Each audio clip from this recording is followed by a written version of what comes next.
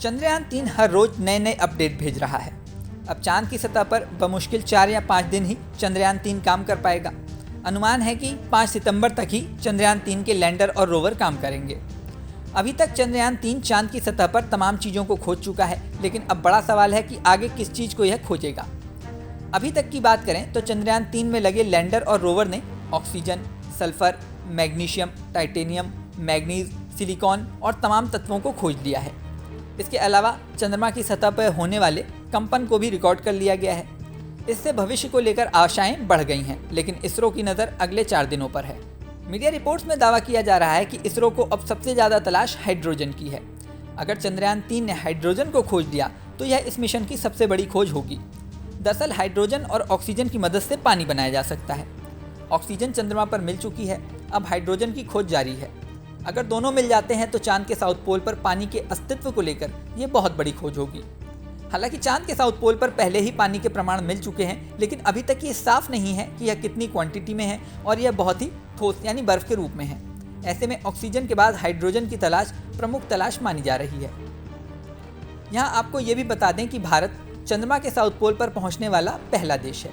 चांद के south pole को लेकर हमेशा इस तरह के तथ्य सामने आते रहे हैं कि वहाँ बर्फ के रूप में पानी मौजूद है। पानी की मौजूदगी चांद पर जीवन के होने की संभावना को बढ़ाती है।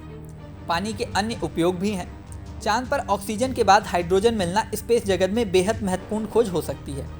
इसके बाद स्पेस एजेंसियां एक कदम आगे के मिशनों के बारे में सोच पाएंगी। हालांकि चांद पर अगले 4-5 दिनों में हाइड्रोजन मिलेगा या नहीं ये तो समय बताएगा, लेकिन इसके अलावा अन्य क्या महत्वपूर्ण खोज हो सकती हैं इस पर भी भारत ही नहीं दुनिया के तमाम देशों की निगाहें लगी हुई हैं।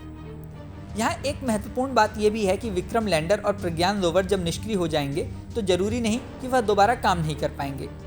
दरअसल लैंडर और रोवर दोनों में सोलर पैनल लगे हैं। इसी सोलर एनर्जी से ये काम करते हैं। जब तक धरती पर 14 दिन रात बीतते हैं तब तक चांद पर 1 दिन रहता है, और जब तक धरती पर अगले 14 दिन बीतते हैं तब तक चांद पर 1 रात होती है।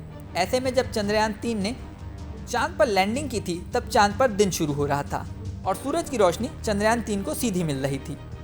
इसी सूरज की रोशनी से चंद्रयान-3 ने काम करना शुरू किया। 5 सितंबर तक चांद पर सूरज की रोशनी रहेगी और तब तक प्रज्ञान रोवर और विक्रम लैंडर काम करते रहेंगे। उसके बाद जैसे ही सूरज की रोशनी खत्म होगी और रात शुरू होगी, उसके बाद प्रज्ञान रोवर और विक्रम लैंडर काम करना बंद कर देंगे। वो तभी तक काम कर सकते हैं जब तक उनके पैनल चार्ज रहेंगे।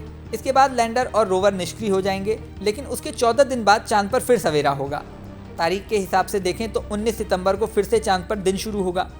दोबारा दिन होने पर क्या लैंडर और रोवर फिर से काम करने की हालत में रहेंगे या नहीं, इस पर दावा किया जा रहा है कि उनके एक्टिव होने की उम्मीद बेहद कम है, लेकिन ये नामुमकिन नहीं है। यानी ये दोबारा काम करना शुरू कर सकते हैं। हालांकि इसकी संभावना 1 या 2% से ज़्यादा नहीं है। इस वीडियो में फिलहाल इतना ही। जल्द ही नया वीडियो लेकर आपके सामने फिर आएंगे। बने रहें न्यूज़ नेशन पर।